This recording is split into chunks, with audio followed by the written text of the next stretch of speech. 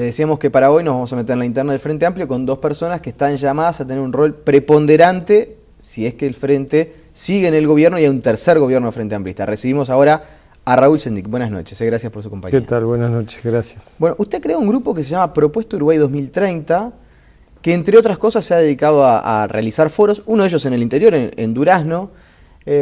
¿Qué tan lejos estamos de pensar realmente en Uruguay 2030 y solucionar estos problemas de crecimiento que estamos experimentando?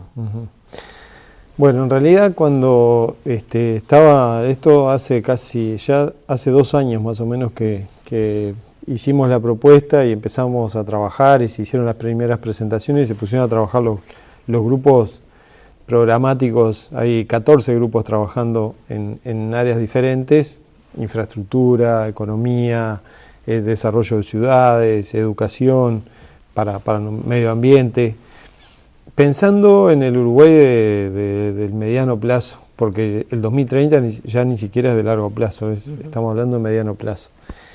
Y sobre todo porque a mí me parece que lamentablemente no tenemos en el diseño del gobierno, no digo de este gobierno, en el gobierno en general no hay una institución que piense en el largo plazo. No tenemos un ministerio de planificación, por ejemplo, como tienen otros países, y lo que más se podría parecer a un ministerio de planificación debería ser la Oficina de Planeamiento y Presupuesto, que en realidad cumple más la tarea de presupuesto que de planeamiento, digamos. Entonces, a mí me parecía que era interesante generar un ámbito donde hubiera gente de alto nivel desde el punto de vista técnico y profesional, mirando en el largo plazo, sin importar de qué partido son y de qué corriente ideológica son, sino que pensaran en decir, bueno, ¿qué Uruguay queremos tener? Y en función de qué Uruguay queremos tener en el año 2030, ¿qué cosas hay que hacer para tenerlo? ¿Y esos insumos para usted son de importancia en caso, sea cual sea el rol que le toque desempeñar en el próximo gobierno del Frente Amplio, si es que llega a haber gobierno del Frente Amplio? Pero si hay un nuevo gobierno del Frente Amplio, ¿esos insumos son importantes? ¿Qué se puede pensar en aplicar? Absolutamente. Son insumos que se van preparando, algunos incluso de los grupos ya terminaron su trabajo, pero la idea es que estén a disposición de los partidos políticos, de las organizaciones sociales, de las organizaciones sindicales y de las que nosotros mismos nos hemos alimentado ahora en la elaboración programática y en las propuestas programáticas que hemos hecho, porque son aportes importantísimos para poder diseñar un país de desarrollo. Uno de los asuntos más importantes que usted plantea en su propuesta programática, en Compromiso Frente Amplista, es el tema de la educación, ¿no? Y define alguna serie de reformas que debe tener la educación para mejorar y obtener un plus en calidad. Entre otras cosas, por ejemplo, habla de dotar de mayor autonomía a los centros educativos. Y esto a mí me refiere muchas veces cuando se habla de descentralización. Parece haber un consenso generalizado en que hay que descentralizar el país, pero después cuando hay que llevarlo a la realidad, se avanza muy lentamente. Y en dotar de mayor autonomía a los centros educativos pasa algo similar. Sí. ¿Por qué no se puede dotar de mayor autonomía a los centros educativos? Yo creo que cuando lo planteamos está vinculado a que yo soy un convencido que nosotros necesitamos dotar a cada centro educativo de un staff, de un equipo de docentes que esté fijo y que esté comprometido con esos estudiantes y con los resultados de ese centro educativo. O sea, creo que sería lo ideal que en vez de cada vez que empiezan las clases y hay elección de horas y hay un movimiento impresionante de docentes que van de un lado para el otro y que a veces se anotan en un liceo y terminan dando clases en otro y estos estudiantes de acá quedan colgados, yo soy un convencido que si nosotros tuviéramos un equipo de docentes fijo en cada centro educativo y esos docentes tuvieran una relación mucho más estrecha con los alumnos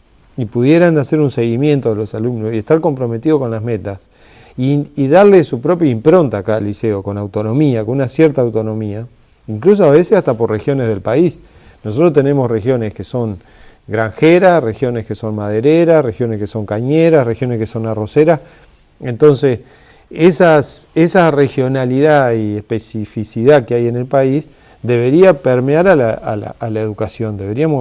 La educación debería estar inmersa en esa realidad regional que tiene el país. Una educación más orientada también al mercado laboral. incluso en enseñanza media. Claro, en las escuelas, por ejemplo, la Universidad de la República avanzó en eso y hay tecnicaturas que se están desarrollando en distintos lugares del país con cierta especialización de acuerdo a las características productivas de la zona o de la región, y sin embargo, ni en la UTU ni en la educación secundaria hemos logrado todavía ese nivel de compromiso, digamos, entre el proceso educativo y el proceso productivo de la zona. Y para instrumentar estos cambios, ¿hay que hacer una modificación a la ley de educación aprobada en el gobierno de Tabaré Vázquez? No creo. Lo que hay que hacer es que desde el punto de vista de las asambleas técnico-docentes, desde el punto de vista de los contenidos programáticos, desde el punto de vista de las decisiones que toman las propias autoridades de la educación, se permita esa cierta autonomía que tienen que tener los centros educativos para tener un proyecto relativamente propio, digamos, que no puede estar separado de los cronogramas o de los planes educativos que tiene el país, pero tiene que estar con esa cierta especificidad para cada lugar. Y con las cartas vistas, ¿fue un error darles tanta participación y hasta poder a los sindicatos en la toma de decisiones de la educación? No creo que sea un error. Creo que los sindicatos, los docentes tienen que participar en el proceso. Me gustaría también... Hay quienes dicen que participen, que tengan voz, pero que no voten. Puede ser. Yo pienso que tienen que tener toda la participación, con un mayor nivel de compromiso. Y creo que tienen que tener participación los estudiantes, que son los principales interesados en el proceso educativo, que acá son los únicos que no tienen voz. Pienso de todas maneras que el gobierno tiene que tener una mayor autoridad sobre la educación, en los planes, en la definición de las orientaciones, en las decisiones que se toman desde el punto de vista de la organización del proceso educativo. Tiene que haber una mayor autoridad que garantice que nosotros tengamos una mejor calidad de la educación pública, porque tenemos una dificultad. Donde tenemos mayores dificultades justamente en la educación pública. O sea, hoy, cuando hay medidas, cuando hay paros, cuando hay ausentismo, es fundamentalmente en la educación pública. Entonces eso perjudica a los hijos de los trabajadores, no perjudica al que tiene dinero y puede pagarle a su hijo una escuela o un liceo privado. Perjudica justamente a aquellos que más necesitan que el proceso educativo se cumpla con rigurosidad, porque tenemos que hacer que la educación ayude a disminuir la brecha social. Y para disminuir la brecha social se necesita que la educación pública sea de alta calidad y de alta disciplina y de alto cumplimiento y de alta eficiencia. Entonces, por eso creo que cuando hablamos del proceso educativo, nosotros lo concebimos como un gran igualador y